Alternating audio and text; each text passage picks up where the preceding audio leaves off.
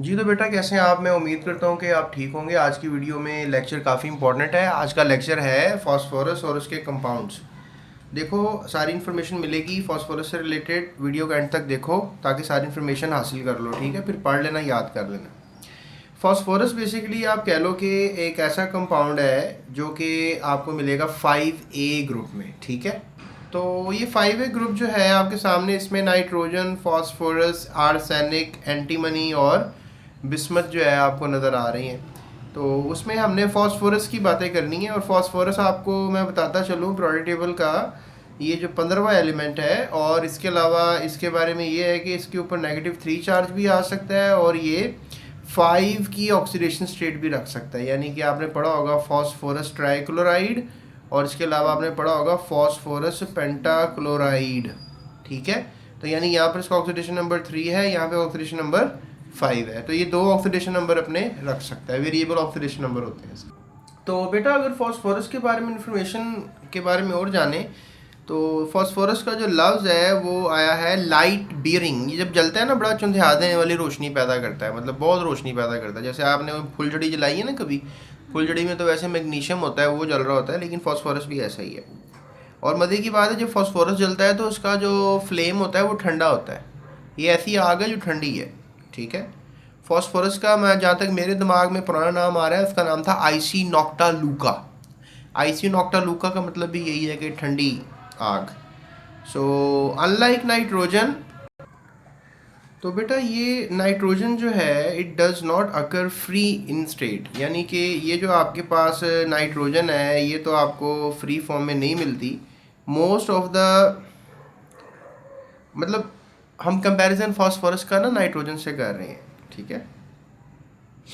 Nitrogen तो free form में मिल जाती है ना, एलिमेंटल फॉर्म में 78% हवा में नाइट्रोजन है, ये फ्री फॉर्म में नहीं मिलता। Most of the phosphorus found in deposits of phosphate rocks. ये जो कैल्शियम फॉस्फेट की कोई चट्टानें मिलेंगी आपको। एपाटाइट एक मिनरल का नाम है, कैल्शियम फ्लोरोफॉस्फेट इसको कहेंगे आप।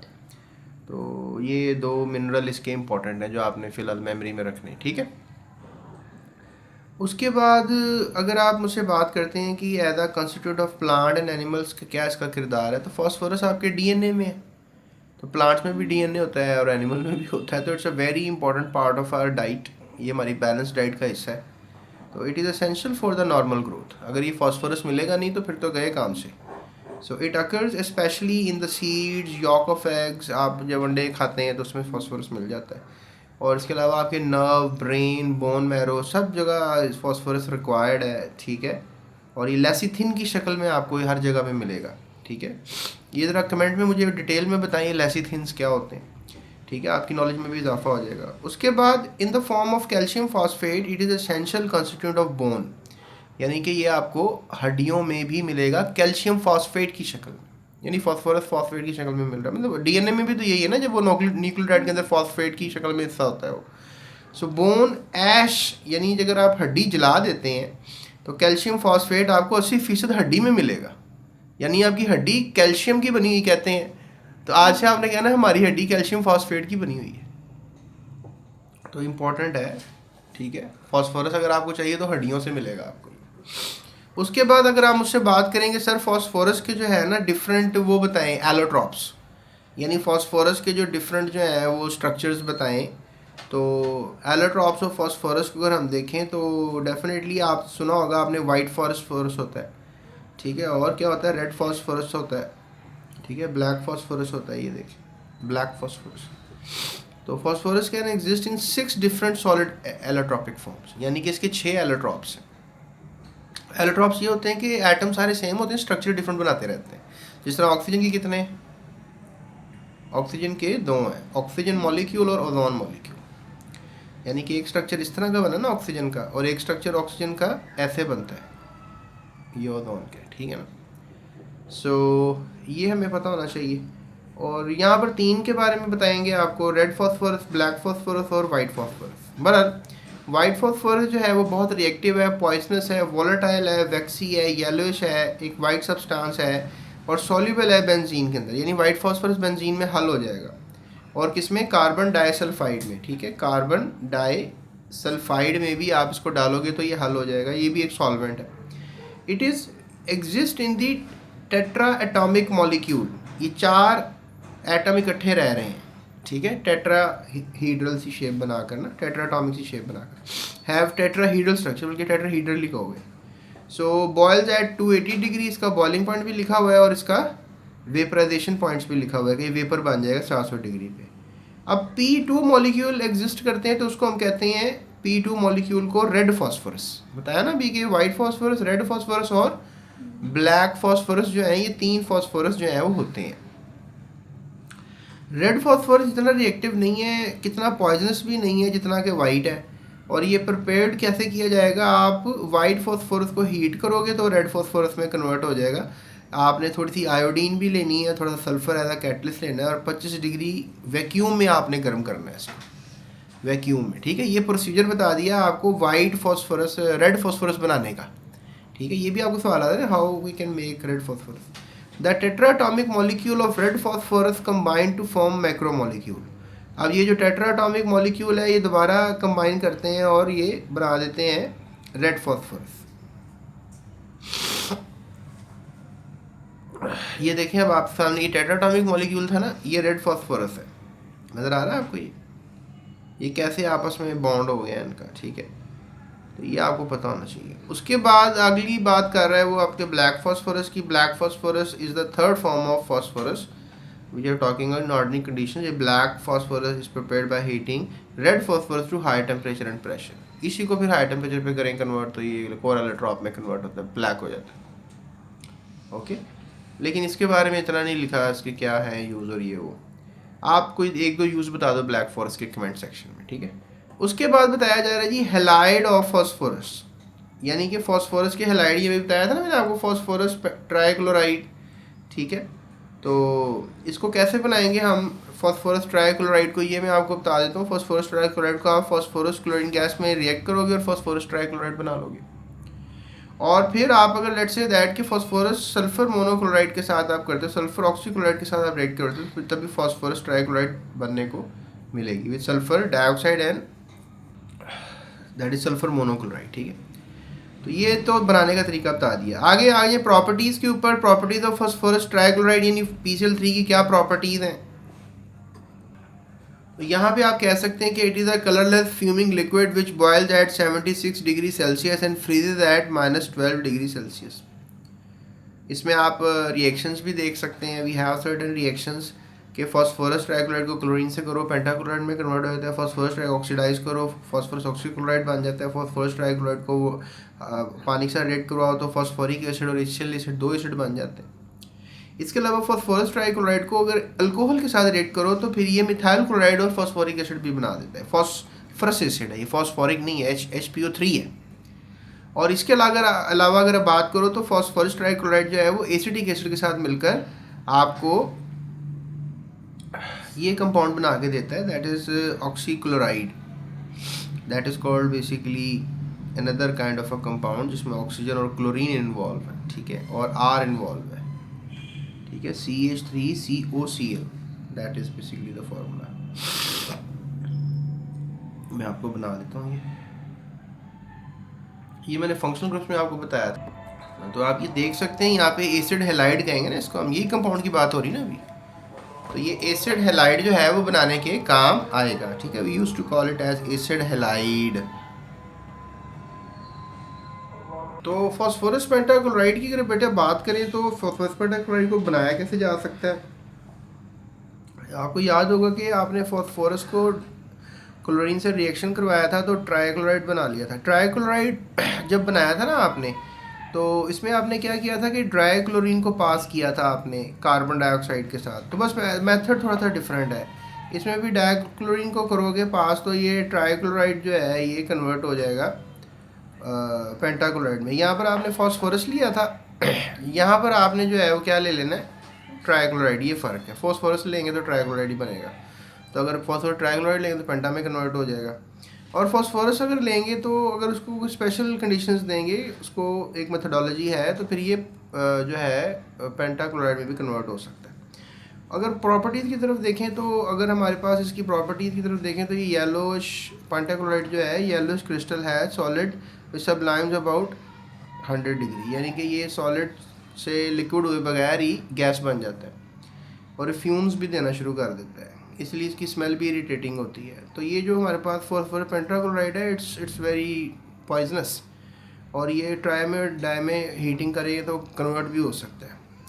और ये इक्वेशन बड़ी मशहूर है इसकी कि फॉस्फोरस पेंटाक्लोराइड को अगर आप यूज़ करें पानी के साथ तो फॉस्फोरिक एसिड बनाने के काम आता है, ठीक है।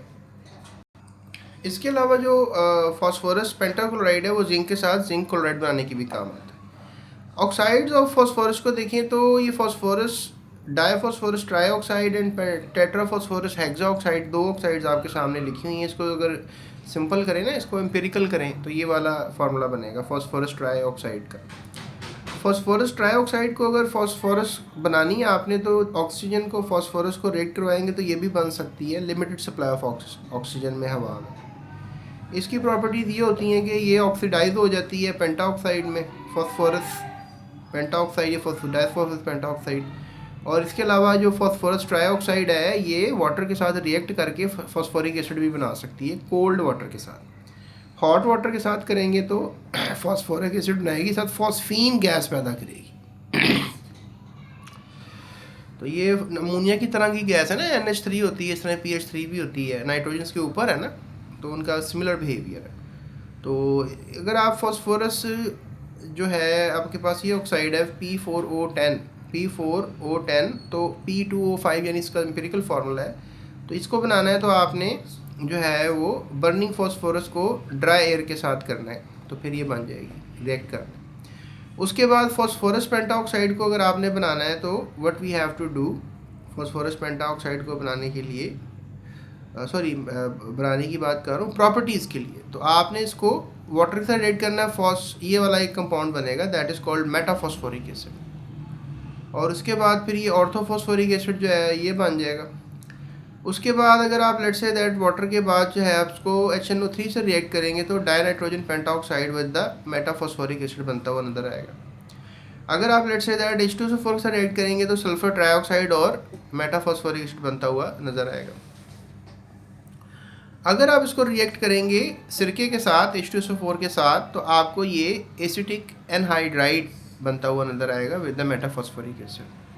अगर अल्कोहल के साथ करते हैं तो फिर आपको ईथीन बनती हुई नजर आएगी विद मेटाफॉस्फोरिक एसिड। अगर हम बात करें जी ऑक्सी एसिड्स ऑफ फॉस्फोरस, यानी कि ये जो फॉस्फोरस एसिड है ये फॉस्फोरस एसिड है, फॉस्फोरिक नहीं है, फॉस्फोरस है, ये फ़र्क है, इसमें ऑक्सीजन कम है। तो फॉस्फोरस एसिड जो है ये कैसे बनेगा, तो इसको बनाने के लिए आपको फॉस्फोरस डाईफॉस्फोरस ट्राईऑक्साइड को आप हाइड्रोलाइज करेंगे तो बनेगा। फिर फॉस्फोरस पेंटाक्लोराइड को वाटर में रिएक्ट करेंगे तो फिर ये फॉस्फोरस एसिड जो है वो बन जाएगा। इसके अलावा प्यारे बच्चों ये हमारे पास जो प्रॉपर्टीज ऑफ फॉस्फोरिक एसिड है उसको अगर हम देखें तो white crystalline solid melts at 73 degree Celsius, 73.6 degree Celsius. उसके अलावा अगर हम देखें हमारे पास जो है रिएक्शंस में तो फॉस्फोरस एसिड जो है वो डीकम्पोज कर सकता है इनटू फॉस्फोरिक एसिड और फॉस्फीन गैस। इसके अलावा फॉस्फोरस एसिड का जो है वो कॉपर सल्फेट सोल्यूशन के साथ भी रिएक्शन होगा, ठीक है, और सल्फ्यूरिक एसिड और फॉस्फोरिक एसिड और कॉपर रिलीज हो जाएगा। और सिल्वर नाइट्रेट के साथ अगर रिएक्शन करेंगे अमोनियम हाइड्रोक्साइड की मौजूदगी में तो phosphorous acid, phosphoric acid, ammonium nitrate, water और सिल्वर आपको लिबरेट होता हुआ नजर आएगा। फॉस्फोरस एसिड को अगर ऑक्सीडाइज करेंगे तो फॉस्फोरिक एसिड बन जाएगा, और फॉस्फोरस एसिड को अगर आप नेसेंट हाइड्रोजन के साथ प्रोड्यूस करेंगे तो फॉस्फीन गैस और वाटर, आपको पता है इन दोनों को मिलाया तो नेसेंट हाइड्रोजन पैदा होती है। तो ये ऑर्थोफॉस्फोरिक एसिड के बारे में भी बात कर लेते हैं अब, ठीक है, दैट इज ऑर्थोफॉस्फोरिक एसिड या फॉस्फोरिक एसिड इसको बोलते हैं। तो इसको प्रिपेयर करने के लिए डाईफॉस्फोरस पेंटाऑक्साइड को हाइड्रोलाइज करेंगे तो आपको ये बनते हुए नज़र आएंगे फॉस्फोरिक एसिड। तो इवन फॉस्फोरस को नाइट्रिक एसिड करें तब भी फॉस्फोरिक एसिड, नाइट्रोजन डाइऑक्साइड और वाटर बन जाते हैं। इसके अलावा फॉस्फोरस पेंटाऑक्साइड वाटर के साथ रिएक्ट करें तो फॉस्फोरिक एसिड और HCl जो है वो बन जाते हैं। तो प्यारे बच्चों अगर हम बात करें बड़े पैमाने पे बनाने की, ठीक है, इसको तो पहले कैल्शियम फॉस्फेट लेंगे, सिलिकॉन डाइऑक्साइड कहते हैं हम, कैल्शियम सिलिकेट, ये स्लैग के तौर पे आउट हो जाता है और फॉस्फोरस डाईफॉस्फोरस पेंटाऑक्साइड बनेगा। इसको फिर पानी में डाल के हम ऑर्थोफॉस्फोरिक एसिड या फॉस्फोरिक एसिड पैदा कर लेंगे लार्ज स्केल पे। ये लार्ज स्केल का मेथड इंपॉर्टेंट है, ये आपने याद कर लें। उसके बाद प्यारे बच्चों प्रॉपर्टीज ऑफ ऑर्थोफॉस्फोरिक एसिड भी हैं, ठीक है। 41 डिग्री पे मेल्टिंग पॉइंट है, डायलिक्विसेंट है यानी कि फ़ौरन उड़ जाएगा, नमी एब्जॉर्ब करेगा, कलरलेस है। और इसके भी रिएक्शंस देखें तो ये फॉस्फोरिक सोडियम हाइड्रोक्साइड रिएक्शन कर लेता है, that release sodium hydrogen phosphate बनाता है। फिर सोडियम हाइड्रोजन फॉस्फेट मजीद कास्टिक सोडा से रिएक्शन कर लेता है, that makes ammonium hydrogen phosphate once again with the lesser hydrogen, और एट द एंड आपको सोडियम फॉस्फेट बनता हुआ नज़र आता है। तो that is a 3 step reaction. Phosphoric acid जो है अगर आप उसको कन्वर्ट करते हैं 240 डिग्री टेम्परेचर पर, वाटर उसका डिहाइड्रोलाइज करते हैं, उसको निकालते हैं पानी इसमें से, तो फिर ये पायरोफॉस्फोरिक एसिड में कन्वर्ट हो जाता है। पायरोफॉस्फोरिक एसिड मजीद बड़े टेम्परेचर पे पानी माइनस करने के बाद मेटाफॉस्फोरिक, यानी कि आप ऑर्थोफॉस्फोरिक को मेटाफॉस्फोरिक में कन्वर्ट कर सकते हैं, ठीक है। तो ये था हमारा आज का लेक्चर जिसमें हमने फॉस्फोरस की ऑक्साइड्स के कंपाउंड और फॉस्फोरस के बारे में पढ़ा।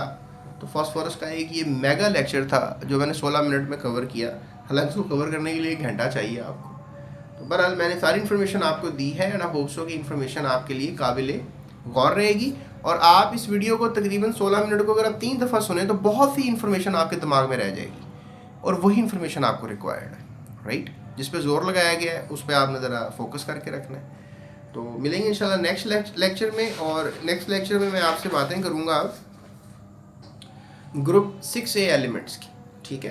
तो ये भी आपने वीडियो, ठीक है, आप वीडियो देखें ना, बेशक साइड पे रख के सुनते रहें, तब भी आपको दिमाग में इमेजिनेशन से भी बहुत सा डाटा बनता रहता है, ठीक है।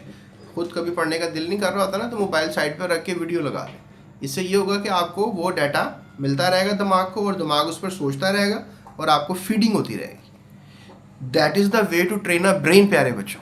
ये ब्रेन को ट्रेन करने का तरीका मैंने आज आपको नुस्खा बताया है, ठीक है। नेक्स्ट लेक्चर में बात करते हैं ग्रुप 6 एलिमेंट्स की। तब तक के लिए अपना ख्याल रखिएगा। डिस्क्रिप्शन में पूरी बुक की वीडियोज़ हैं, वो आप देख सकते हैं, लिंक पड़ा हुआ है। अल्लाह हाफ़िज़, टेक केयर।